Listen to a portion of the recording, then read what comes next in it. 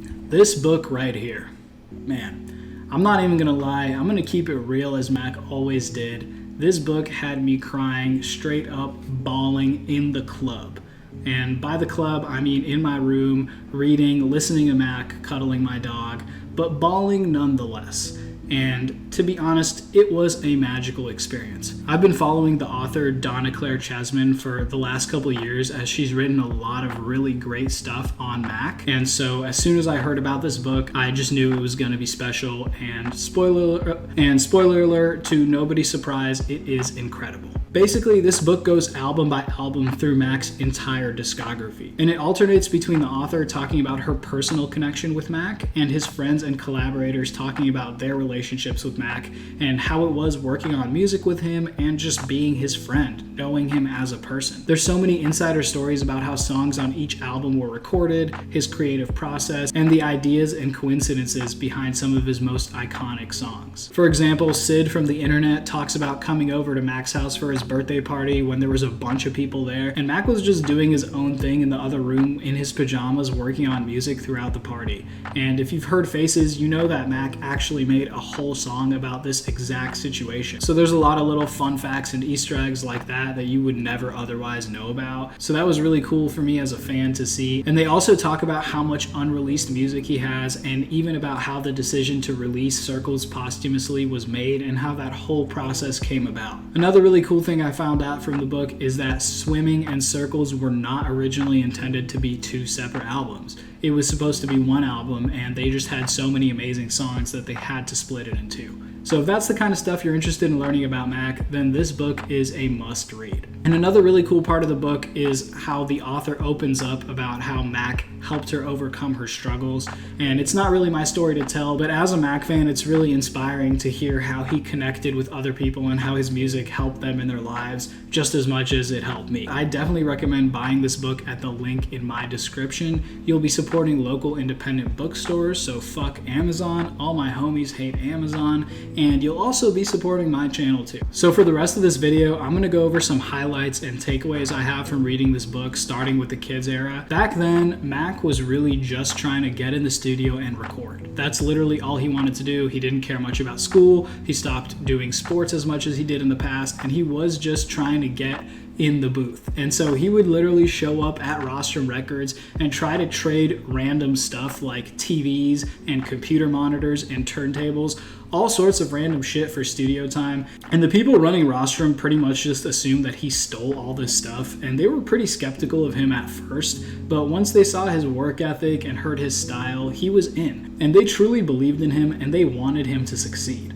And the people around him really respected the fact that he was a true student of hip-hop, and he really just loved to rap. That's all he wanted to do, and it was inspiring for other people. People also loved his excitement for everything he did. He brought this energy and excitement and positivity to everything, so even if someone he was working with was feeling down, working with Mac, he would just bring the other person right up to his level of excitement. And according to Germ, at the start, they were really just having fun with it, not taking things too seriously, until he got that really bad review for Blue Slide Park, and then Mac really started feeling the pressure. Essentially, Pitchfork gave Blue Slide Park a 1 out of 10 and pretty much called him a corny white rapper. And like I said, Mac was a real student of the game. Not only did he love hip-hop, but he also played a bunch of instruments, and he thought of himself not just as an MC, but also a musician. So seeing this kind of review and being dismissed like that as a white frat rapper really shook him. And if you want to know more about how that review affected Mac's mental state and worsened his struggles with fame, you should check out my video on the real meaning behind 2009, where I break all of this down. But essentially, after that review, his relationship with music changed a little bit, and so did his sound. The more positive, happy-go-lucky vibe he had on Kids and Blue Slide Park turned a little bit darker, and then he started also just digging a little deeper with his music. And on the Macadelic tour, he had a bunch of songs recorded for watching movies, but then because he was hanging out with people like Sid, Earl, Tyler, Vince, Schoolboy Q, Mac's house was essentially a jam space, and they would all work there, and they influenced Mac to be more musical since most of them produced and played instruments. He decided to learn how to produce for himself too, and he kind of switched gears. And there's apparently a whole companion album to watching movies just sitting in a hard drive somewhere. And throughout this entire book, there was a lot of talk about how much unreleased music he had, and let me know in the comments if you would want that to come out. Personally, I think he left things on such a perfect note on Circles. It literally goes full circle from the wholesome positivity he started with on K.I.D.S to that extremely peaceful and hopeful vibe he has on Circles, and the music in between was generally a little bit darker. So I don't know how much sense it would make to add music from that in-between period after Circles, especially since Circles and even Swimming was such a big shift in direction for Mac,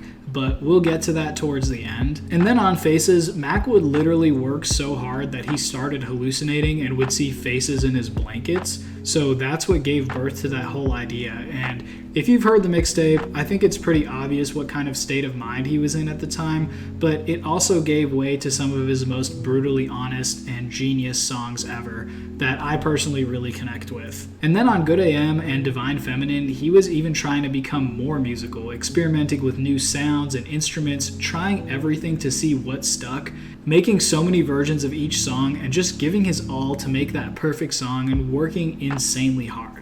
And one big change a lot of his collaborators noticed on Swimming was that he had become so talented and so confident musically that he had a more clear idea of what he was going for. So he didn't have to spend as much time trying a little bit of everything and experimenting to strike gold. He knew what he wanted and it pretty much just flowed out of him organically. And even the fact that Swimming came together so easily and quickly was pretty hard for Mac because he was so used to trying everything under the sun and just being a workhorse. And just to give you an idea of how good he was getting, he freestyled all of 2009, no phone, no notes, he just went into the booth and that's what came out.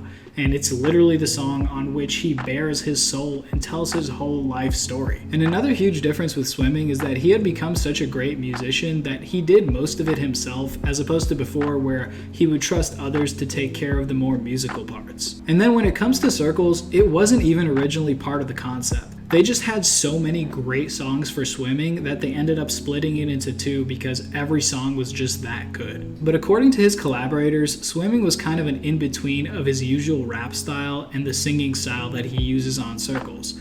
And they did this intentionally to ease fans into Mac's new singer-songwriter style. And when it comes to how Mac was during this period, friends say that he was doing really well mentally and physically. He was spending time with friends and generally living a healthy lifestyle. So his death came as a huge shock to them too. And the book has this really beautiful ending where each person talks about how they would want Mac to be remembered, which is just incredible. You will definitely cry and miss Mac more than I'm sure you already do every single day. I've personally been missing him so much lately, especially because I've been doing a song-by-song breakdown of Swimming. So if you're interested in joining me as I dive into the lyrics behind every track, make sure you hit that subscribe button and turn notifications on so you know when I drop a new video. But those are my thoughts on this book. It's a must read for any Mac heads. Definitely grab a copy from the link in the description to support my channel and drop a like in the video if you enjoyed. And you can check this playlist right here to dive right into my Swimming breakdown. It starts with a video on the hidden Easter eggs in the Swimming album cover, which completely blew my mind when I found out about them. So definitely check that out. And most importantly, remember, don't trip.